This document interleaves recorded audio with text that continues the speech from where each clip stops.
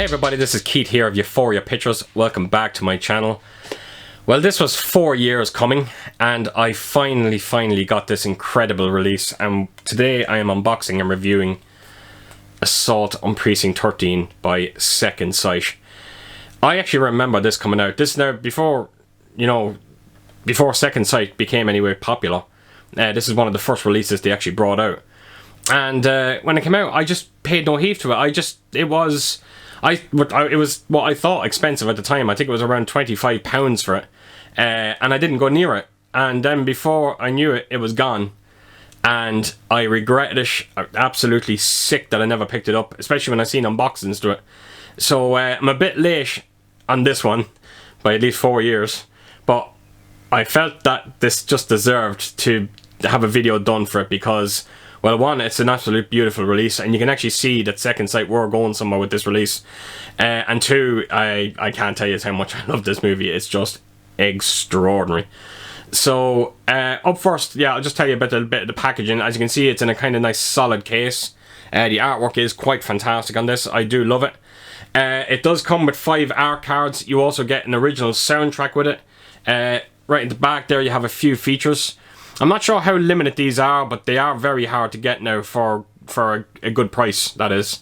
I think I paid nearly €45 for this. It was expensive, but it was by far the cheapest one I've seen for the last couple of years. I actually seen some of these go for nearly €100, which is, there's no way I could have paid 100 quid for it. So to get this for 40 quid, and I'm thinking maybe the reason why I got it for 40 was, I don't know if it mattered, but there's a little, just a little bit of a dink here. And maybe that's just persuade the seller to sell it for cheaper. But it's a fantastic release. You just kind of knew by looking at, like I said, Second Sight were going to be, you knew they were going to be a big company, and thankfully they actually are. So anyone just wondering about this movie, so it's a John Carpenter movie. It's his love letter to Night of the Living Dead, basically. It was hugely inspired by Night of the Living Dead. And when you actually do look at Night and you look at this, they are very similar when you do think about it. They're incredibly similar. So yeah, just the premise of this movie: this man that's trying, I think he's trying to get his mother out of this town or whatever part, I don't know where, does it say whatever part of America it is. He's trying to get his mother out of this corrupt town, and he sees his daughter get killed by these kind of gang members that are on a bloody siege. So the father ends up killing the man that actually killed his daughter, and then he fleds to an abandoned, when I say abandoned police station, they're packing it up, it's closing down, and he kind of goes into this police station, and then the gang basically follows him back to this police station. The whole night is basically, can they survive the siege that's on this police precinct, and I have to admit, it's just a fantastic movie. If you look at my intro, you'll know how much I love this movie. The music as well is just stunning. When you do watch it, you just know that John Carpenter was going places. He's such a raw talent, which I loved, especially in his early work. But this is definitely up there, one of my favourite movies by him. So the transfer itself on this movie, it's fantastic. It really is fantastic. There is a bit of crushing on some scenes. Like, it is a dark movie. It's very, very dark. There is a bit of crushing on some of the blacks. Doesn't happen all the time, but it does happen on 1 or 2 scenes. I think there's one when the police officer gets shot with the silencers when he walks out of the police station.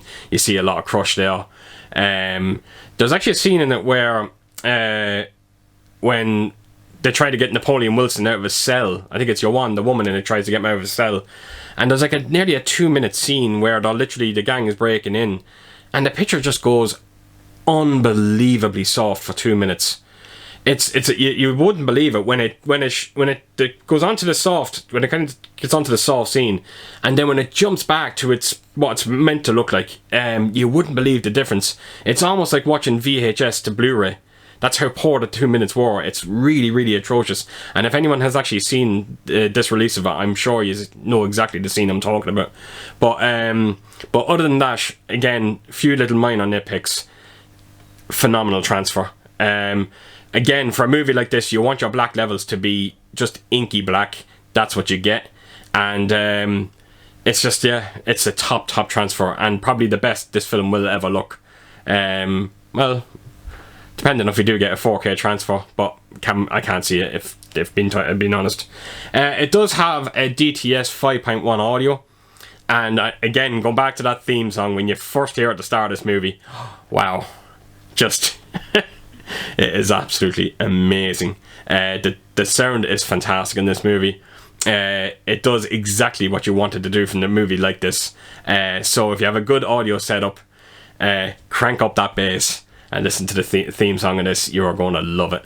So that is it, folks. Just a quick unboxing and just a small little review of definitely one of my favourite John Carpenter movies, and to finally get this release in my hand is it really is a fantastic thing. So that's it. So as per usual, folks, if you did like this video, please do give it a thumbs up, and if you could, leave a comment and let me know what you thought of this movie. And I hope to see you all again real soon with my next video. So take care, folks out there. Stay safe. Bye bye.